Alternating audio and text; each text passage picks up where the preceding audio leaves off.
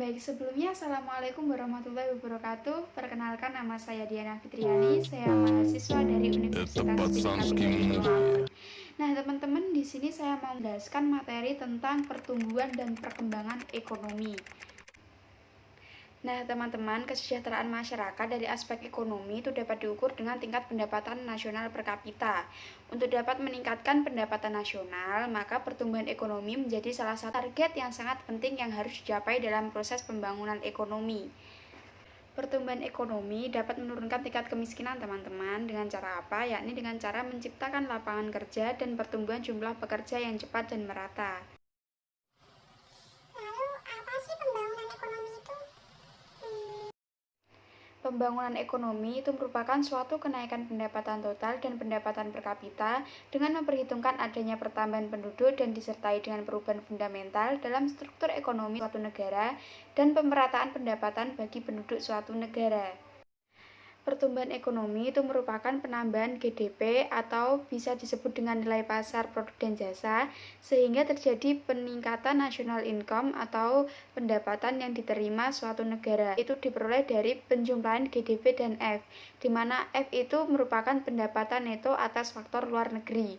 Dan untuk mencari NNP itu diperoleh dari pengurangan GNP dikurangi D, di mana D itu merupakan depresiasi. Untuk mencari NP itu diperoleh dari pengurangan NNP dikurangi TTL, di mana TTL itu merupakan pajak tidak langsung neto. Konsep pendapatan nasional itu terdiri dari 5 macam. Nah, yang pertama adalah mencari produk domestik bruto atau GDP. Dari mana? Itu dicari dari jumlah produk yang dihasilkan oleh suatu negara, baik itu warga negaranya Indonesia maupun negara asing yang masuk ke Indonesia dalam kurun waktu selama 1 tahun. Yang kedua, mencari produk nasional bruto atau GNP. Didapat dari jumlah produk yang dihasilkan oleh warga negara Indonesia dan warga negara Indonesia yang sedang bekerja di negara asing dalam kurun waktu 1 tahun. Ketiga, mencari pendapatan nasional neto atau NNI adalah pendapatan yang dihitung menurut jumlah jasa yang diterima oleh masyarakat sebagai pemilik faktor produksi. Keempat, pendapatan perseorangan atau PI merupakan jumlah pendapatan yang diterima oleh setiap masyarakat, termasuk pendapatan yang diperoleh tanpa melakukan kegiatan. Yang kelima, pendapatan yang siap dibelanjakan atau DI. Nah, diperoleh dari pendapatan yang siap untuk dimanfaatkan guna membeli barang dan jasa konsumsi yang selebihnya menjadi sebuah tabungan yang disalurkan menjadi sebuah investasi. Nah, teman-teman, perlu diketahui bahwa pendapatan negara itu dapat dihitung menggunakan 3 metode pendekatan. Yang pertama, menggunakan metode pendekatan produksi. Yang kedua, pendekatan pendapatan. Dan yang terakhir adalah menggunakan metode pendekatan pengeluaran. Rumus menghitung pertumbuhan ekonomi.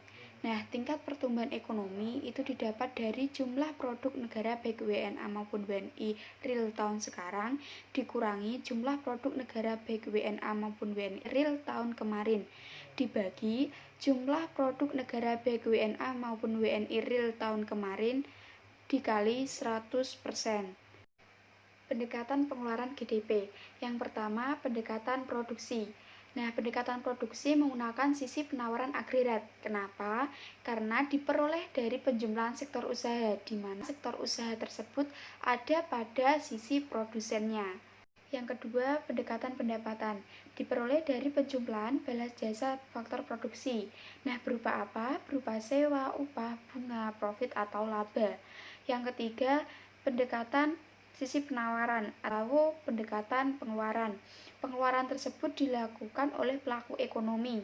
Berupa apa? Berupa konsumsi, investasi, pengeluaran ekspor, dan pengeluaran impor. Sumber pertumbuhan. Nah, telah disajikan kurva permintaan agregat. Ketika kurva AD bergeser ke kanan, maka akan terjadi peningkatan permintaan. Jadi pada intinya, pada kurva permintaan agregat itu ketika pendapatan negara naik, maka juga akan mempengaruhi harga barang menjadi ikut naik. Kurva penawaran agregat. Pertumbuhan output disebabkan oleh peningkatan volume faktor produksi sebagai akibat dari peningkatan produktivitas. Jadi, ketika terjadi peningkatan faktor produksi, maka kurva penawaran geser ke kanan. Nah, di sisi lain harganya menjadi turun. Baik teman-teman, itu tadi penjelasan yang dapat saya sampaikan. Semoga ilmunya bisa bermanfaat untuk teman-teman semua. Ada